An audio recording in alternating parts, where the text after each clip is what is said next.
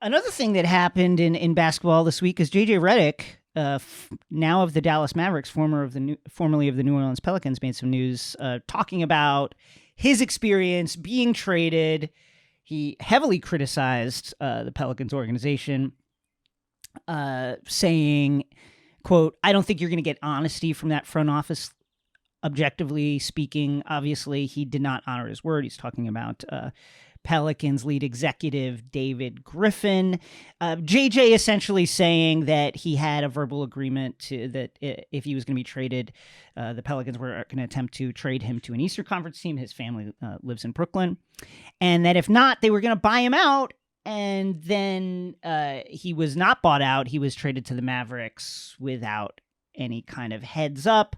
This is part of a broader conversation around player empowerment and what kind of communication teams owe players when they are uprooting their lives and moving them around the league. This is also part of a conversation that is kind of like bubbled up around small markets versus big markets. You know, the buyout market after the trade deadline was popping with Andre Drummond moving, LaMarcus Aldridge moving, and all of a sudden small market GMs have been quoted in various stories about how unfair this system is, and that there need to be some tweaks to this system. First of all, like, you as a player who has been traded, what are your thoughts about this? Because, like, on the one hand, if a GM comes to you and says, "Hey, we're looking to trade you," theoretically, you could use that time to get on the horn with your agent and either kill the deal or change it, and maybe the whole system falls apart. On the other side, just lying to a person's face, if that is indeed what happened, and I'd have no reason to doubt JJ, who's been an upstanding citizen throughout his entire NBA career, is just a bad look, just a poor look. Like, what? 100%. So I always talk about this because even me being a fan of the WNBA, me being a fan of the NBA, when trades happen, I always go, ooh, that's going to be man, that team is stacked. Oh, that's going to go good to get, I already start to assess the player skill set and what they're adding to that team, even knowing that those situations for the players, and look, this is sports, so I get it. This is just a part of the sports business, but like, you are living in that city, submerged in that city. Yeah. And then for you to just receive a telephone call and they be like, "Hey, yeah, you're getting traded. Need you there in 2 days." I just don't know how people would react if their boss called them right now and was like, "Hey, we're relocating you to somewhere across the United States. You need to be there in a couple days. Figure out the rest as you go." I don't know how normal people would handle that, but that happens to athletes every year. And so JJ Redick, he went on to talk about how, he's in year 15 of his career and he's always attempted to do things the right way. And so I know what he means by that because I'm the same. Like, I always try to go about the proper channels, do things the right way in hopes that things will be done the right way when it comes to me, but it just doesn't work that way. Also, you said about you can't really tell a player that you're looking to trade them because it's so hard. Always around trade deadlines, like, players are always the most tense. I know that John Collins here in Atlanta, there was a lot of talk about him possibly getting traded. And then the day after he didn't get traded, he had a career number night, like, in points. Like, it was like almost like attention. Yes. And so for players, it's a really, like, I don't want to use the word scary, but it is a scary time in a sense of, you don't know where you're going to go. You don't know who you're going to be with, where you're going to have to live. You have a family. We have families. And so when an organization kind of does you dirty in your mind, like, it's unsettling because it's like, wow, you could have done better. And I think that's what his whole point was, like, do better. So JJ in that podcast episode, that is The Old Man and the Three, listen to it. It's a great podcast, and you get some great perspective on just life as a working athlete. He also says, I'm paraphrasing now, he says something to the effect of, my agents would think twice about working with them again. Now, as many as other people have pointed out, notably Brian Windhorst in his pod, JJ's agents work for CAA. Big time. Zion Williamson. That's big time. Right. If you don't know. That's big time. That's big time. Zion Williamson is also with CAA.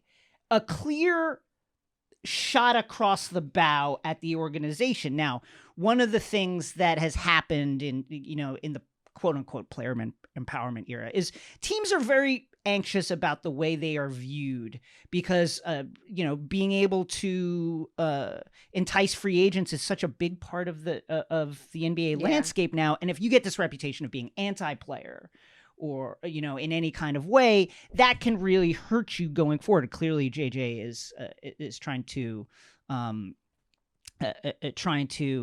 threaten the Pelicans in some way with the possibility that they could be viewed as anti-player, which brings us to buyouts and this whole player empowerment movement in the context of parity.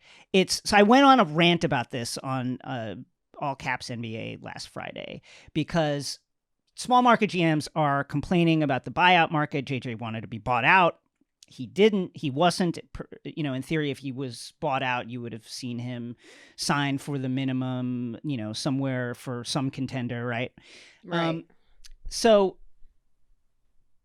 it's kind of inescapable to me that all the changes that have happened over the past several years in the NBA, the Supermax contract, which allows teams to pay players if they hit certain benchmarks, like getting named to an All-NBA team, a larger portion of their cap, and to go over the cap in order to pay them that all of these tweaks to the rules that have happened over the last several years have happened because small markets are pursuing this idea of parity. They want to be able to retain their players. They want a shot at the finals, just like the Lakers and everybody else, and the Cavaliers or whatever team LeBron is on.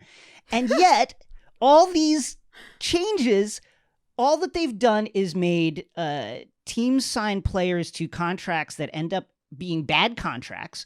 We're no closer to parity. And now when teams buy out players who have bad contracts and those players then sign for somebody else, now all of a sudden that's a problem. It's like we haven't fixed the initial problem of parity and we've made it worse. So listen, I'm all for tweaking these rules, but I think we need to be honest about the fact that the last time we tweaked the rules, we created all these unforeseen problems that made the initial problem worse. 100%. But see, here's the thing. So small market versus big market. This is basically what we're hitting on. Right.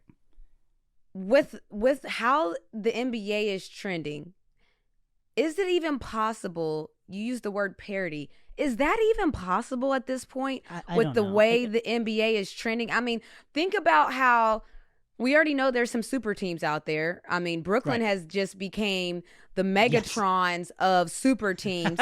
And so everybody else is going to be trying to catch up with that. So you're going to see other players try to team up with other players that are their buddies that they want to play with. Is there any way to even get back? If there was ever parity before, I think there was some times where there were parity before in a sense of when LeBron James was in Cleveland, a very small market. He's the biggest player on the planet. There's parity there because that small market has these huge names. Even a Kemba Walker, he's not necessarily the biggest name in the world, but he was in Charlotte. Now Lonzo Ball in Charlotte. There's some key players there, but is there any... Like, I don't even know if there's any going back at this point. That's a good Kemba is a great point because Charlotte could have signed him to a Supermax and they chose not to. Yep. And so then they lost the player that they wanted to keep. I think,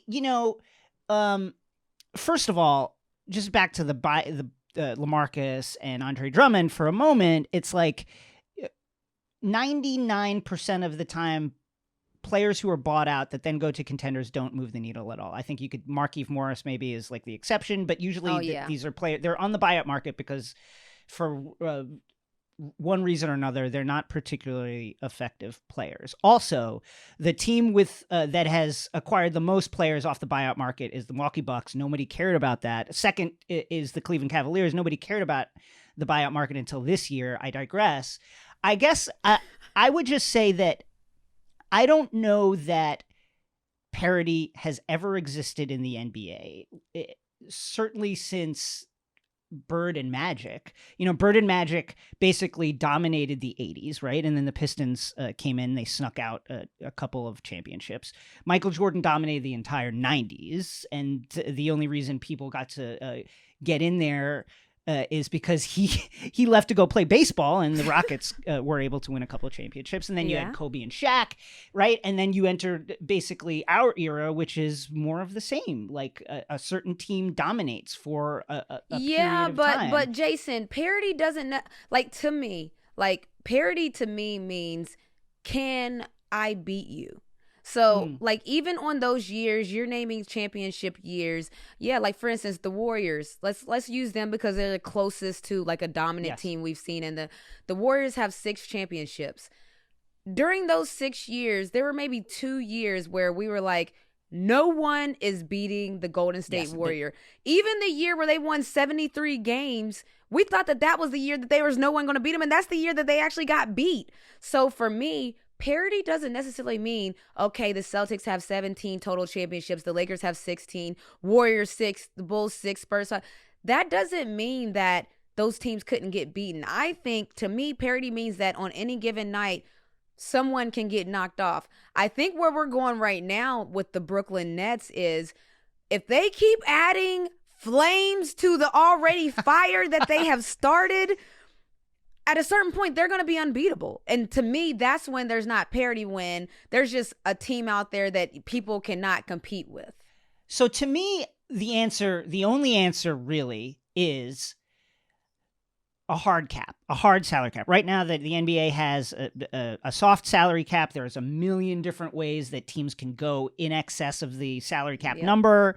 If they go high enough above that number, they have to pay a luxury tax. And in effect, what this has created is a rich get richer system in which teams like the Warriors, who have deep pockets, can just be like, fuck it, we'll pay the money.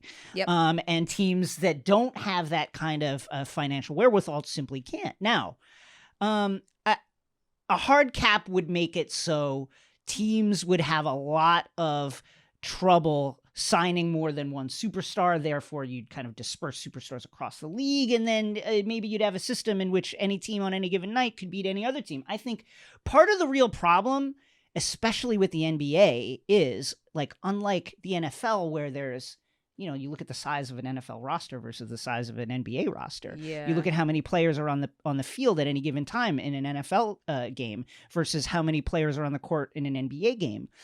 One player can really move the needle in a significant way, in a way that is different from all the major sports except for pitchers in baseball, maybe. You know what I mean? Like Steph Curry just absolutely makes the Warriors one of the greatest offensive teams ever. And then when he's on the bench, they're literally one of the worst teams ever. Yeah, definitely. And so I don't know how you fix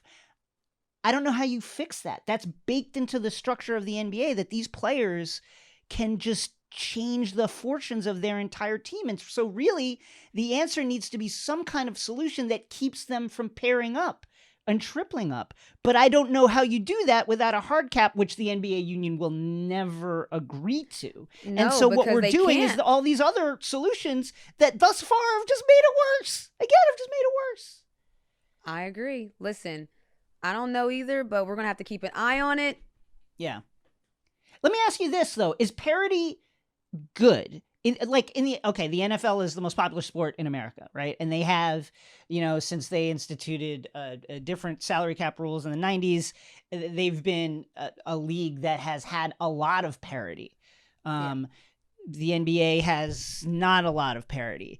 Do you think that it's actually, like, do you think that the NBA's popularity would increase if they had something like an NFL model where it's like, hey, maybe the Bucks could win it this year, or hey, the Suns have just as good a chance of winning as the Nets? If it was that kind of league where you just go into it going, okay, there's like, instead of there being like maybe 3 favorites, there were like 10 favorites. Nope. And let me tell you why. So you're a Knicks fan, right?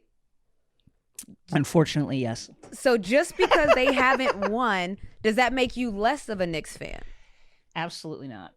So if you're a real fan, in my opinion, if you're a real fan, whether you win or not, does not determine your fandom. And I feel very strongly about this. If you're only a fan when the team is winning, you are not a fan.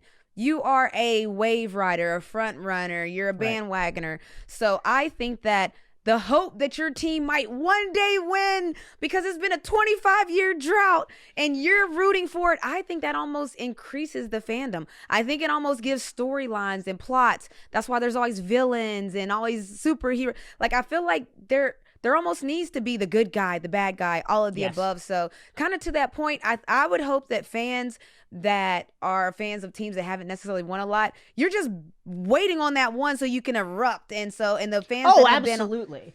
So I don't know. I don't think it would make it any more appealing to fans. I think that fans would just have more wins.